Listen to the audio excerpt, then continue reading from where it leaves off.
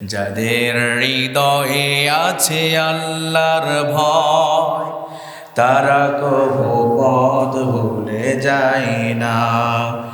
আল্লাহর প্রেম সারা এই দুনিয়ায় কারো কাছে কোনো কিছু চাই না, ঠিক কিনা? যাদের হৃদয়ে আছে আল্লাহর ভয়, তারা কভু পথ ভুলে যায় না। আল্লাহর প্রেম সারা এই দুনিয়ায় কারো কাছে কোনো কিছু চায় না। রাতের আধারে যখন সেজদাতে রয়, দু চোখের শ্রুতে নদী যেন বয়। রাতের আধারে যখন সেজদাতে রয়, দু চোখের শ্রুতে নদী যেন বয়। সলনার হাতছানি যতই আসুক, সলনার হাতছানি যতই আসুক, পিছনে ফিরেও তাকাই না। যাদের হৃদয়ে আছে আল্লাহর ভয়, তারা কভু পথ ভুলে যায় না। আল্লাহর প্রেম সারা এই দুনিয়ায় কারো কাছে কোনো কিছু চায় না। আলহামদুলিল্লাহ, আল্লাহ পাকের দরবারে লাখো কোটি শুকরিয়া আদায় করি যে আল্লাহ পাক আমাদের মাহে রমজানের দ্বিতীয় জমায় আমাদেরকে রোজা রাখা অবস্থায় তার গোলামি এবং দাসত্বের জন্য মসজিদে আসার এবং বসার তৌফিক দান করেছেন। এই জন্য আমরা শুকরিয়া আদায় করি আল্লাহ পাকের দরবারে। জবান খুলে বলি আলহামদুলিল্লাহ, একটু জোরে বলি আলহামদুলিল্লাহ। শতকোটি দরুদ ও সালাম পেশ করি মানবতার মূর্ত পথিক, নাইনসাফের পথিক, আমার আপনার আপনজন, আমার আপনার দরদি, আমার আপনার শাফাআতকারী, আমার আপনার সুপারিশকারী মুহাম্মদুর রাসূলুল্লাহ সাল্লাল্লাহু আলাইহি সাল্লাম। মুআজ্জাজ মুহতারাম, আজকে আমরা আলোচনা শুনব, যেহেতু আজকে রমজান মাসের দ্বিতীয় জমা, আজকে আমরা আলোচনা শুনব রমজানের দ্বিতীয় জমায়। আলোচনা যেটা আমরা আজকে শুনতে চাই সেটা হচ্ছে রোজাদারদের সম্মান এবং মর্যাদা। রোজাদারের সম্মান এবং মর্যাদা, ইনশাআল্লাহ যারা রোজা আছেন এদের মর্যাদা আছে না, সম্মান আছে না? এবং এই মাহে রমজানের সম্মানে আল্লাহ পাকের পক্ষ থেকে বিশেষ কিছু নির্দেশ আছে। কি নির্দেশ? যেটা আল্লাহ পাক তার হাবিবের মাধ্যমে হাদিস শরীফে বলেছেন। তার আগে আসুন আমরা কোরআনুল কারিমে কি বলেছে সেটা আগে জেনে আসি, যে রোজাদারের মর্যাদা কতটুকু, সম্মান কতটুকু। রমজানের ফরজ প্রসঙ্গে হয়তো বা প্রথম জমাতে আপনারা প্রথম বক্তার কাছ থেকে শুনেছেন, কিন্তু আমরা দ্বিতীয় জমা যেহেতু, এই জন্য দ্বিতীয় জমার আলোকে আলোচনা শুনব। তারপরে আমি একটু রমজানের রোজা ফরজ সম্পর্কে একটু টাচ দিতে চাই। আল্লাহ পাক কোরআনুল কারিমে বলেছেন, ইয়া আইয়ুহাল্লাযীনা আমানু কুতিবা আলাইকুমুস সিয়াম কামা কুতিবা আলাল্লাযীনা মিন ক্বাবলিকুম লাআল্লাকুম তাত্তাকুন। সূরাতুল বাকারার 183 নম্বর আয়াতের মধ্যে আল্লাহ পাক বলেন, ইয়া আইয়ুহাল্লাযীনা আমানু, হে ঈমানদারগণ, তোমরা যারা ঈমান এনেছো, কুতিবা আলাইকুমুস সিয়াম, আমি তোমাদের উপর রোজাকে ফরজ করেছি, কামা কুতিবা আলাল্লাযীনা মিন ক্বাবলিকুম, এবং পূর্ববর্তীদের উপরও রোজা ফরজ ছিল। সুতরাং তোমাদের উপর রোজা ফরজ করেছি, তোমাদের পূর্ববর্তীদের উপরও রোজা ফরজ ছিল, লাআল্লাকুম তাত্তাকুন, যাতে করে তোমরা খোদাভীতি অর্জন করতে পারো, আল্লাহর ভয় তোমাদের ভিতর ধারণ হয়, আল্লাহর প্রেম যাতে তোমাদের ভিতরে আসে। আল্লাহ পাক সূরাতুল বাকারার 183 নম্বর আয়াতে বলেছেন, আর এই রমজান মাসের মর্যাদা সম্পর্কে আল্লাহ পাক বলেন সূরাতুল বাকারার ৮৩ নম্বর আয়াতে বলেন, আল্লাহ পাক বলেন শাহরু রমাদানাল্লাযী উনজিলা ফীহিল কুরআন, আমি রমজান মাসে কোরআন নাজিল করেছি।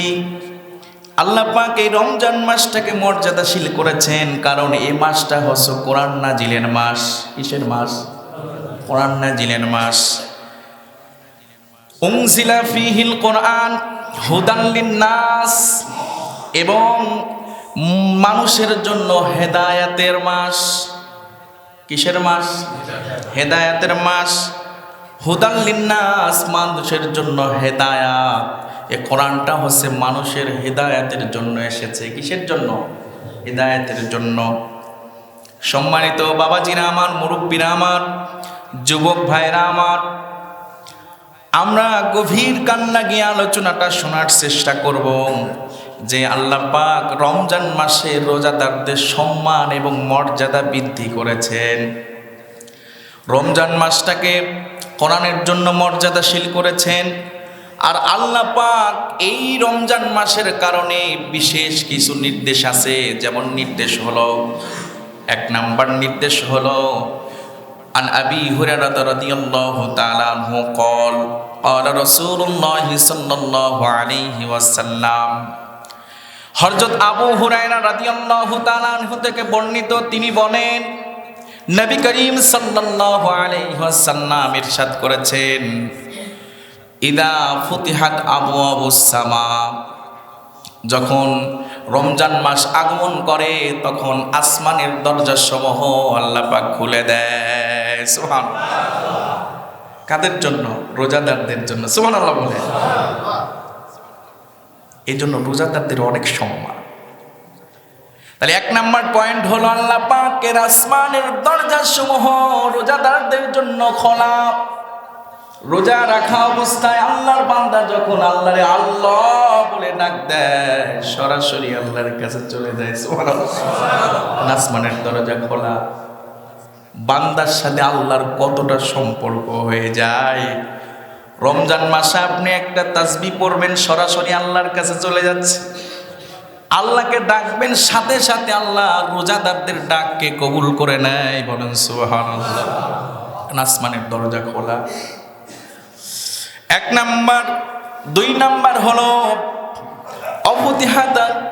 অফুতিহাতুল জান্নাহ, অফুতিহাত বাবু ফুতিহাতুল জান্নাহ, আল্লাহ পাক জান্নাতের দরজা সমূহ খুলে দেন রোজাদারদের জন্য। বলেন সুবহানাল্লাহ। তার মানে জান্নাতের দরজা খোলা। ফুতিহাত আবওয়াবুস সামা, যা আসমানের দরজা খোলা।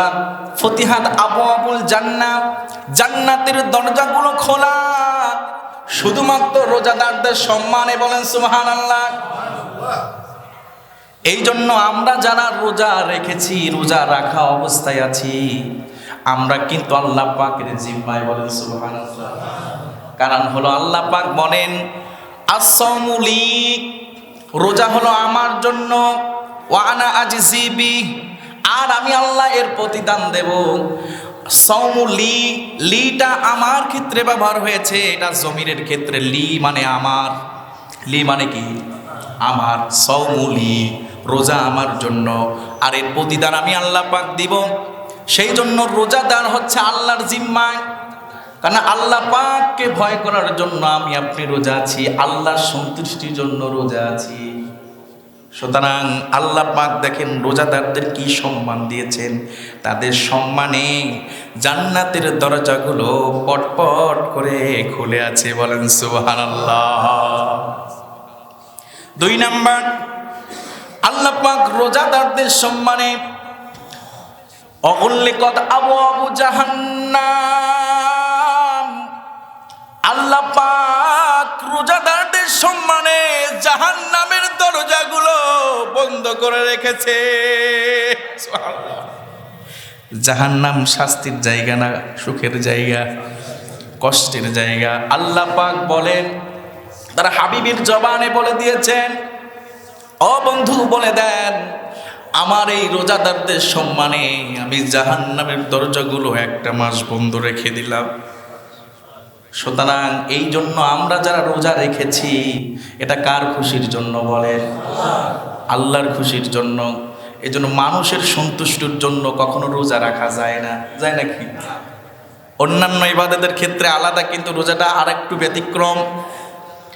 রোজাটা শুধু আল্লাহকেই দেখানো যায়, রোজাটা শুধু আল্লাহকেই দেখানো যায়, অন্য মানুষকে দেখানো যায় না।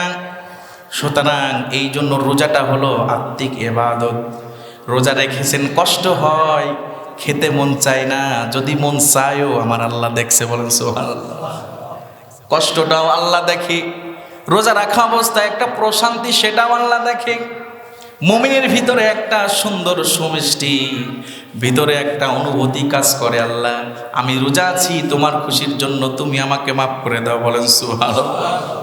সম্মানিত বাবাজিরা আমার, যুবক ভাইয়েরা আমার, তাহলে রোজাদারের সম্মানে আল্লাহ জাহান্নামের দরজাগুলো বন্ধ রেখেছেন। শুধু তাই নয়, আল্লাহ পাক আরো বলেন ওয়াসুলসিলাতি শায়াতিন, এবং ওই শয়তানকে আগুনের চিঞ্জির দ্বারা, শিকল দ্বারা বেঁধে রাখা হয়েছে। সুবহানাল্লাহ। রোজাদারদের সম্মানে বলেন সুবহানাল্লাহ। সম্মানিত বাবাজিরা আমার, তাহলে আমার আপনার সম্মান কম না বেশি? আমি আপনাদেরকে মডিফাই করতেছি। অনেকে বলে রোজা রেখে গেলাম, আসার সময় দেখলাম চায়ের দোকানগুলো পর্দা টানানো, গোপনে গোপনে খাচ্ছে, তার মানে আল্লাহ দেখছে না। কি কর, আল্লাহ মনে হয় পর্দা টানাইলে দেখে না। হ্যাঁ, তাদের মধ্যে আর রোজাদারদের মধ্যে পার্থক্য আছে না? আপনারা কিসের জন্য রোজা আছেন? জোরে বলেন। আল্লাহকে আপনারে বাধা দিছে, খান না কেন? এটা একটা বোঝার বিষয়। কেন আপনি খান না, কিসের জন্য খান না? আপনি তো আল্লাহকে দেখেন নাই, ওরাও তো আল্লাহকে দেখে নাই যারা চায়ের দোকানে বসে খায়। এই দুনিয়া 2 দিনের দুনিয়া, থাকার জায়গা নয়। আপনি আমি চিরদিনের জন্য যেই জায়গায় আমাকে থাকতে হবে, সেই জায়গাটা জমিনটা মজবুত করতেছেন, ঠিক কিনা কোন? আল্লাহ সন্তুষ্টির জন্য আপনি খান না, আল্লাহ সন্তুষ্টির জন্য আপনি রোজা আছেন। আল্লাহ আপনারে সম্মান দিছে, এমন সম্মান দিছে যে শয়তান ডিস্টার্ব করবে রে বাপ। আগুনের শিকল দিয়া, রশি দিয়া, শিকল দিয়া বাইন্ধা রাখছে পেট মুড়াইয়া। ওই শেষ দিনে, যেই দিন ঈদুল ফিতরের চাঁদ দেখা যাবে, ওই দিন খুলবে। কিসের সম্মানে? আপনাদের সম্মানে। সম্মানিত মুসল্লিন ইকরাম, খুব খেয়াল করে শোনেন, আপনারা পার্থক্য করবেন। আল্লাহ ওই যে যারা রোজা নাই, তার থেকে যে তুমি আমাকে রোজাদার হিসেবে কবুল করেছো, এই তো আমার সব থেকে বড় ভাগ্য। আমি দেখতে পাচ্ছি রোজার দিনে যারা খাচ্ছে এরা জাহান্নামী, কারণ তোমার সরাসরি নির্দেশ জাহান্নামের পথকে যারা উন্মুক্ত করতেছে। যারা রমজান মাসে খানা খাচ্ছে ওরা তো অপরাধী, আর যিনি গুনাহগার, যিনি অপরাধী, তিনিই তো জাহান্নামী, বলে ঠিক কিনা? আর আপনি আমি রোজা রেখেছি, আমল করতেছি, জান্নাতের পথকে সুগম করতেছি, তার মানে আপনি জান্নাতি। আর আপনি যাতে জান্নাতি হতে পারেন, এই জন্য আল্লাহ পাকের পক্ষ থেকে নির্দেশ হলো, এই বিষয়গুলো আল্লাহ পাকের সিদ্ধান্ত, এইগুলো আপনার আমার জন্য সম্মানে আল্লাহ পাক করেছেন, বলেন সুবহানাল্লাহ। বুঝতে পেরেছে? সম্মানিত বাবাজিরা আমার, আল্লাহ রাসূল সাল্লাল্লাহু আলাইহি ওয়াসাল্লাম আরো বলেছেন, আন আবি হুরায়রা রাদিয়াল্লাহু তাআলা আনহু قال قال رسول الله صلى الله عليه وسلم মান সামা রমাদান, রমজান মাস যখন উপস্থিত হয়ে যায়, মান সামা রমাদান ইহতিসাবান গুফির লাহু মা তাকদ্দাম, ঈমানান ওয়া ইহতিসাবান গুফির লাহু তাকদ্দামা মিন যামবি। আল্লাহর রাসূল বলেন যে রমজান মাস যখন উপস্থিত হয়, ঈমান এবং ইহতিসাবের সাথে যারা রোজা রাখে, গুফির লাহু তাকদ্দামা মিন যামবি, আল্লাহ রাব্বুল আলামিন তার বিগত দিনের সব গুনাহ খাতা মাফ করে দেন। সুবহানাল্লাহ। যা অন্যায় করেছেন, যা পাপ করেছেন, আল্লাহ বান্দা আল্লাহ পাক বান্দার সব গুনাহ খাতা মাফ করে দেয়। বলুন সুবহানাল্লাহ। শুধুমাত্র রোজা রাখার জন্য, ঈমান এবং ইহতিসাবের সাথে। এটাও কিন্তু আল্লাহর পক্ষ থেকে সম্মান, বলে ঠিক কিনা? গুনাহ তো বান্দা করবেই, কিন্তু মাপ চাবে কার কাছে? আল্লাহর কাছে। নত হবে কার কাছে? আল্লাহর কাছে। সেই সুযোগটা তো এখন আল্লাহ অফার দিয়েছে এই রমজান মাসে। আরো বলেছেন মান কামা গুফিরা লাহু মা তাকদ্দামা মিন যামবিহি। রাতের বেলায় যখন কিয়াম করে, তাহাজ্জুদের নামাজ আদায় করে, রাত জেগে জেগে আল্লাহকে স্মরণ করে, আছে না এরকম মানুষ? আল্লাহ পাক বলেন, যারা রাতের বেলায় কিয়ামুল লাইল করে, তাহাজ্জুদের নামাজ পড়ে, আমার কাছে যারা জীবনের গুনাহসমূহ মাফ চায়, জীবনে অনেক ভুল করেছে, এর জন্য বারবার রিপ্লাই করে, বারবার আল্লাহর কাছে বলে, আল্লাহ আমার গুনাহসমূহ তুমি ছাড়া কেউ জানে না। আল্লাহ যেহেতু এটা রমজান মাস, আল্লাহ এই তাহাজ্জুদ নামাজে দাঁড়িয়ে তোমার কাছে বারবার বলতেছি। একজন আর একজনের কথা আমরা বুঝতে পারি না, কিন্তু বান্দা এবং আল্লাহর মধ্যে যে কথা হয়, যে কোট হয়, যে কথোপকথন হয়, আল্লাহ এবং বান্দা জানে, আপনি এবং আল্লাহ জানেন, আমি এবং আল্লাহ জানি। বল ঠিক কিনা? কিয়ামুল লাইল যখন করে, তাহাজ্জুদের নামাজ যখন পড়ে, কত কথা বান্দা আল্লাহর সাথে বলে। আল্লাহ পাক সেই জন্য এই রাসূলের মাধ্যমে জানিয়ে দিয়েছেন, ও হাবিব আপনি বলে দেন, যারা রমজান মাসে কিয়ামুল লাইল করে তাহাজ্জুদের নামাজ পড়ে আমার কাছে বারবার ক্ষমা চায়, বারবার মাফ চায়, গুফিরা লাহু তাকদ্দামা মিন যামবিহি। রমজান মাসে ইবাদত করার কারণে, বন্দেগী করার কারণে আমি আল্লাহ রাব্বুল আলামিন ওই বান্দার তামাম জিন্দেগীর গুনাহ খাতা মাফ করে দেই। সুবহানাল্লাহ। সম্মানিত বাবাজিরা আমার মুসল্লিয়ান ইকরাম, তাহলে পরে আমরা বুঝলাম রোজাদারের সম্মান মর্যাদা আল্লাহর কাছে অনেক অনেক বেশি। সুবহানাল্লাহ। সম্মানিত হাজিরিন, শুধু তাই নয়, আরেকটি হাদিস আপনাদেরকে শোনাই। ওয়ান সাহাল ইবনে সাআদ রাদিয়াল্লাহু তাআলা আনহু قال قال رسول الله صلى الله عليه وسلم في الجنة ثمانية منها। রাসূল সাল্লাল্লাহু আলাইহি সাল্লাম বলেন, জান্নাতের দরজাসমূহ, 8টি দরজাসমূহ আল্লাহ পাক খুলে রেখে দেন। বাবু ইউসাম্মার রায়আন, আর একটা দরজা হলো স্পেশাল বাবু সাম্মাউর রায়আন, রায়আন নামক দরজা। আর এই দরজাটা সম্বন্ধে বলা হয়েছে লা ইয়াদখুলুহু ইল্লা সাইমুন, লা ইয়াদখুলুহু নেহি হাজির সিগার, লা ইয়াদখুলুহু প্রবেশ করতে পারবে না, ইল্লা সাইমুন, সিয়ামের বহুবচন হলো সাইমুন, ইল্লা সাইমুন রোজাদাররা ছাড়া এই রায়আন নামক দরজা দিয়ে আর কেউ যেতে পারবে না। বলেন সুবহানাল্লাহ। কত সম্মান দিলেন দেখেন। একটা দরজা রোজাদারদের জন্য বরাদ্দ করে রেখেছেন, সেই দরজাটার নাম কি? জোরে বলেন, নাম কি? রায়আন নামক দরজা দিয়া রোজাদাররা প্রবেশ করবে। বলেন না সুবহানাল্লাহ। ওইখানে সিরিয়াল হয়ে যাবে। এই হাদিসের ব্যাখ্যায় আসলো, জান্নাতীরা যারা হবে তখন ওই সময় একে দলে দলে জান্নাতের দিকে যাবে। অনেক সময় দেখা যাবে ওই দরজা দিয়ে যখন যেতে চাইবে, ফেরেশতারা বলবে নো, এই দরজা দিয়ে এলাও হবে না, এই দরজা দিয়েই দেখো লেখা আছে লা ইয়াদখুলুহু ইল্লা সাইমুন, আর লেখা আছে বাবুর রায়আন, এই দরজা দিয়ে শুধু রোজাদাররাই প্রবেশ করবে, অন্য কেউ আর এই দরজা দিয়ে যেতে পারবে না, যাও তোমরা এই দিক দিয়ে যাও। ওই দিনকে জান্নাতীরা আফসোস করে বলবে, কিছু কিছু জান্নাতী, আহারে আমরা যদি রমজান মাসে যদি আরো ভালো করে রোজা রেখে আসতাম, মাঝে মাঝে ছেড়ে না দিতাম, মাঝে মাঝে যদি রোজাগুলো যদি আমরা একটু ভালো করে আদায় করতাম। অনেক সময় দেখা গেছে রমজানের 30টা অনেকে রোজা করে নাই, 20টা করেছে, কিন্তু আরো অন্যান্য আমলের ক্ষেত্রে যখন বেশি হয়ে যাবে, আমলের পরিপ্রেক্ষিতে আল্লাহ পাক 8টি জান্নাতের 8টা জান্নাতেই তার বান্দাদেরকে ঢোকাবে। বলেন সুবহানাল্লাহ। কিন্তু যাদের আমলটা বেশি পিওর হবে, ভালো হবে, রোজাটা যাদের বেশি ভালো হবে, রোজা রাখা অবস্থায় অনেক সময় আমরা অনেক গালমন্দ কথাবার্তা বলে ফেলি, বলেন ঠিক কিনা? কিন্তু রোজাটা অনেক পিওর হবে, খাঁটি হবে। রোজা রাখা অবস্থায় বান্দা হাইসা কথা বলে না, রোজা রাখা অবস্থায় তেলাওয়াত করেছে কোরআন, রোজা রাখা অবস্থায় জিকির করেছে, তাসবিহ তাহলিল করেছে, রোজা রাখা অবস্থায় মুখকে হেফাজত করেছে। এমন এমন কিছু রোজাদারকে আল্লাহ পাক সিলেক্ট করবেন যাদের সিরিয়ালটা রায়আন নামক দরজার কাছে সবার আগে থাকবে, বলেন সুবহানাল্লাহ। এই জন্য রোজা রাখা অবস্থায় সতর্কতার সাথে রোজা রাখতে হবে, সব দিক থেকে খেয়াল রেখে আপনার আমার রোজা রাখতে হবে। ইফতারের একটু আগ মুহূর্তে দেখা যায় মাথাটা হট হয়ে যায়, বলে ঠিক কিনা?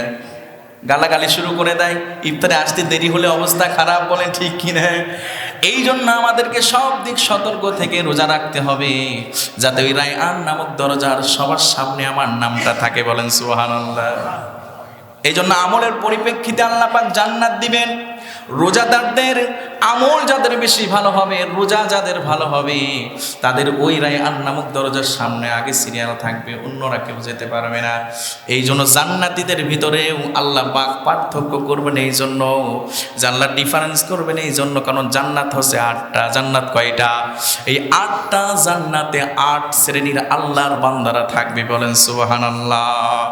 সম্মানিত বাবাজিরা আমার, আল্লাহ পাকের সব থেকে বড় নিয়ামত রোজাদারদের সম্মানে যেটা দিয়েছেন, আনন্দের সময় যেই দুইটা দিয়েছেন, সেটা হলো 1 নাম্বার হলো ইফতারের সময়। 1 নাম্বার কি? ইফতারের সময়। রোজাদারদের সম্মান আজকে বুঝাচ্ছি যে রোজাদারদেরকে আল্লাহ পাক কত সম্মান দিয়েছে। যখন ইফতার সময় হয়ে যায়, যখন একজন আল্লাহর প্রিয় বান্দা যখন ইফতারি সামনে নিয়ে বসে, দেখবেন তার ভিতরে একটা আনন্দ কাজ করে, কি করে না? আনন্দ কাজ করে যে আমি সারাদিন রোজা রেখেছি, এখন ইফতারি করব। এই জন্য আল্লাহর হাবিব বলেন রোজাদারদের আনন্দের সময় হলো 2টা। একটা হলো ইফতারির সময়, একটা কোন সময়?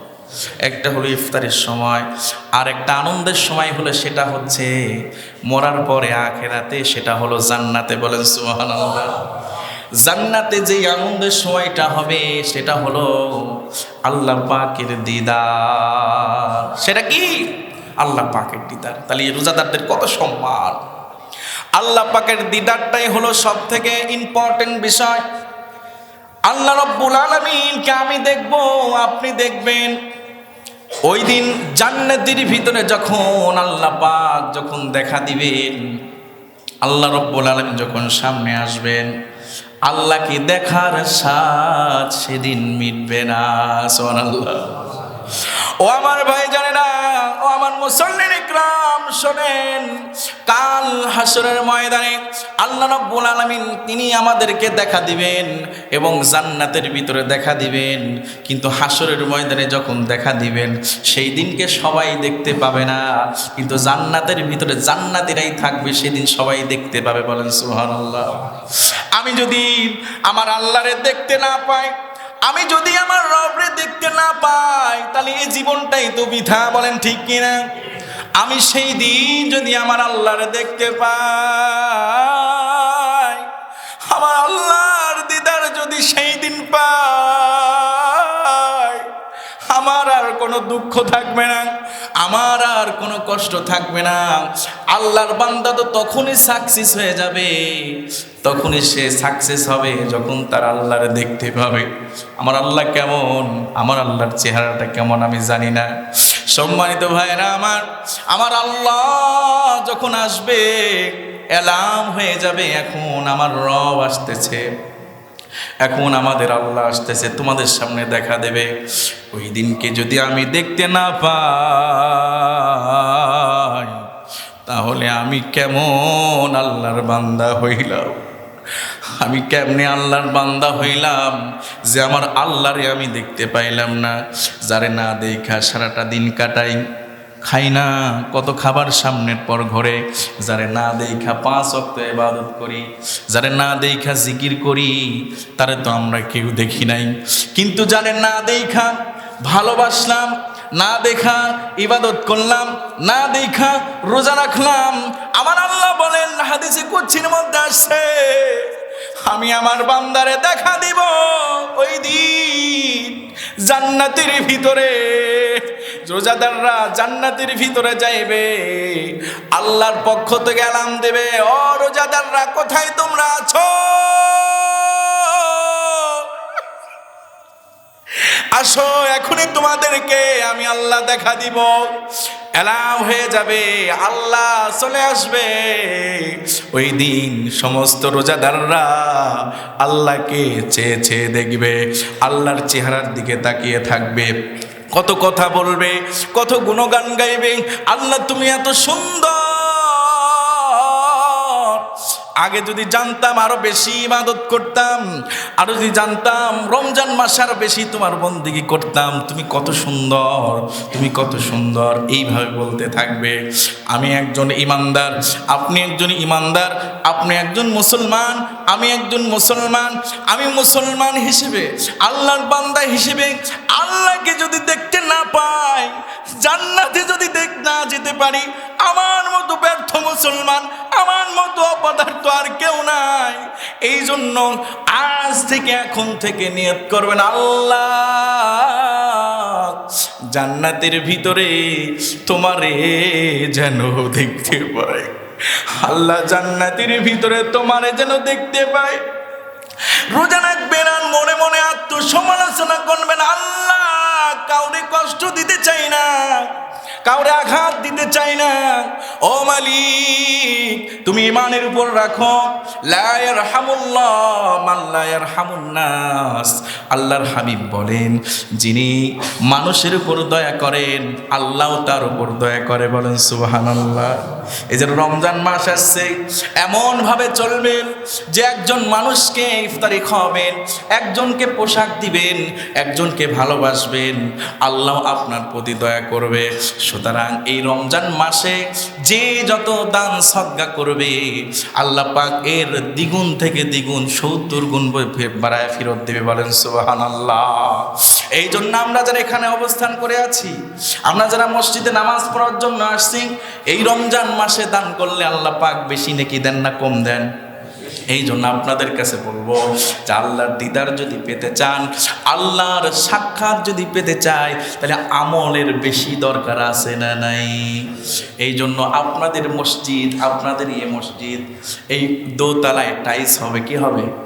টাইলস হবে। আল্লাহু জালিলুন, আল্লাহ সুন্দর, সৌন্দর্যকে ভালোবাসেন। আমি তোমার আল্লাহর খুশির জোরার করার জন্য কাজ করতেছি। দুনিয়াতে ঘর বাড়ি যা করবেন সব ধ্বংস হয়ে যাবে, কিন্তু আল্লাহর ঘর মসজিদ কি ধ্বংস হবে? আল্লাহর ঘরে থাকবে, আপনার আমারে নিয়ে জান্নাতে যাবে, বলেন সুবহানাল্লাহ। এই জন্য আল্লাহর ঘরের জন্য আমরা দোতলা টাইলস করতে চাই কি চাই না? আল্লাহর ঘরকে সাজাতে চাই কি চাই না? আল্লাহ আমাদের জন্য জান্নাত সাজিয়ে উপহার দেবেন, বলেন সুবহানাল্লাহ। এই জন্য আপনাদের কাছে আমি দৃষ্টি আকর্ষণ করে বলছি যে আল্লাহর ঘর, আমি আপনি আল্লাহর নিয়ামত, আল্লাহর অর্থ, আল্লাহর সবার দান আল্লাহ গ্রহণ করে না। যেই ব্যক্তিটা আল্লাহরে ভালোবাসে সেই আল্লাহ তার দান গ্রহণ করে, বলেন সুবহানাল্লাহ।